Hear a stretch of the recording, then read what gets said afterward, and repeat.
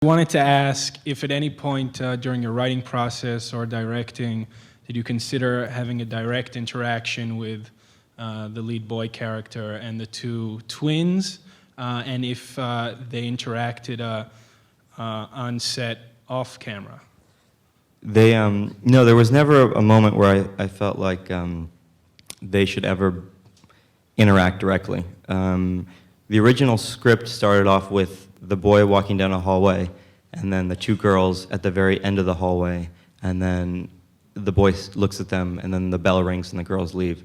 And that, and that was sort of, I mean, that's what became the stairwell shot. But it was never, there was never going to be any sort of direct interaction.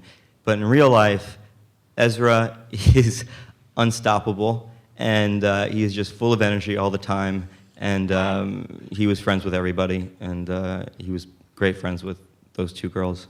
You didn't feel like you needed to distance them also off? No, I mean, whatever my plans were in the beginning of trying to sort of manipulate the situation to try and get a, you know, the idea was when I came in and I said, well, okay, well maybe Jeremy and Addison will have a relationship, and then Ezra will feel left out, and it'll be just like it is in the movie. But then they became really good friends, and then, you know, you can't control those things. And what it does, which is good, is that it creates a camaraderie, and it allows, I mean, there's a real chemistry between them that happens off camera, that even though the scenes aren't playing out the way they are off camera, there's just a familiarity between them that helps. Tell me about the rest of the kids in this. This was, you were shooting in a school, and these were kids who would be assembled as if they were having their regular morning meeting. How did you get a whole school involved? Oh well, the school was off for the summer, so what my producers and you know, the production managers and my casting directors did throughout, from the beginning, my casting directors had done a background casting session, and we had about 200 people come, and then you know, and that's always interesting, because these are just, you know, these are real people that just want to be in movies, and they're just, you know, they're not actors. Maybe some of the ones that you don't want to work with are the musical theater kids. Stage door manor crowd. No offense to the musical theater kids, but they have a tendency to overact sometimes. And because that beautiful panning that you had in the chapel, in the meeting, and you're just seeing these faces. Yeah, and those are all real kids. I mean, those were all real kids, and they were kids that were comfortable sharing what they were going through. You know, a lot of those bigger scenes were set up by having conversations, or just putting them in a mindset of where they were thinking about something that happened to them. And you know, it's really amazing what you can get out of people. You know, it's just when you talk to them honestly, and what all you're looking for is something genuine. But also, I think that if they could feel that it felt true. I mean, the whole environment felt real, and that helped. I mean, they all felt like they were in school, and that really helped. And when you have like 200 kids, and you have, you know, Michael Stuhlbarg walking around talking to them as though he's Mr. Burke, it kind of helps put things into place. Yes. So towards the end of the film, when the camera cuts to filming him in front, or I don't know, we'd say like the girls. Yes, and you actually see them with blood all over them, and he puts his hand over her mouth.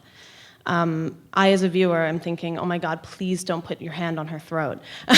And it's this sort of panic moment as a viewer that you're having. And I guess I was interested in making that decision when you were, maybe even post-production, or when you were conceiving the idea.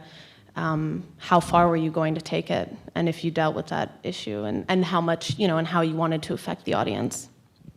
Well, it wasn't scripted like that. It was something that I had thought of maybe about a week into shooting, and which I didn't tell anybody about except the actor and the two girls, and so we did several takes where that didn't happen, and then I said, okay, Ezra, do that thing that we talked about, and then Ezra did it. And then I remember my producers going, holy shit.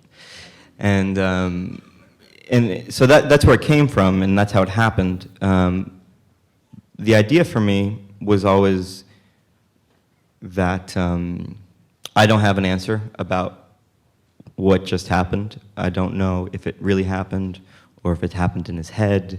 And that's kind of the point, is because, you know, our experience of that event is all from one angle. So everything that happens, and all from one angle, shot in video, which we're to assume is real because it's shot in video. And whatever happens on the other side is up to speculation. This might be too personal of a question, but Then it's really the last question.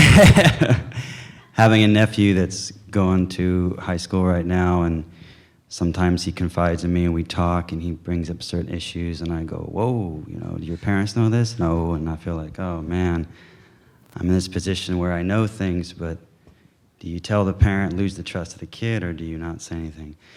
And I guess my question is, you brought up such strong issues that were really hard to watch just because, you know, I've heard about them, and I started to think to myself, God, you know, how do we combat these issues? How do we deal with them? And I thought, because you brought up such strong issues, and this is where I think it might be too personal of a question, do you have ideas or ways that you think that would I don't know, help the problems that we're seeing or that you're bringing up? No. Small question, thank you. No. I had dreaded this question would come up, or that some mother would attack me and be like, "My son's not like that." It's definitely not an attack. No. Because I'm sitting there racking my brain going, no. How do we deal with these issues? I mean, I know in Deauville, where we were, the rumor was that in the jury room, when they were selecting the winners, there was a strong debate because the president of the jury and some others were like, "My kids aren't like this. Who is he talking about? This isn't my kid. My kid's fine." And I go, "Well, yeah. I mean, your kid probably is fine. I mean, I don't know. This film is about a boy named Robert and his friend and his girlfriend. And the truth is you know, this film wasn't, you know, this film wasn't like After School, an autobiography about your kid. It's a film that will resonate with some people, and you know, obviously it does. And I think that for me, and this is probably, I mean, a bit too philosophical, or maybe not. I just think it's a matter of strengthening a human connection between people versus this distance that we find ourselves in when we rely on communicating in these bits and pieces through something like the computer or a cell phone or whatever it is. I think that it's my struggle as a filmmaker and a storyteller in this sense was always, you know, it's always about the human element versus the technology. It's always this sort of struggle between the human and the artificial. Even when it was a short film about a girl who sold her virginity on eBay, it's still this the conflict between the human element and this artificial element that's sort of facilitating something that's detrimental. And so for me, that's sort of what I'm struggling with, is sort of getting back to more human connection as opposed to Definitely. connecting through these machines. Or think maybe you're- getting a closer connection with parents and, Well, even in making this film, I mean, in our seeing this, yeah.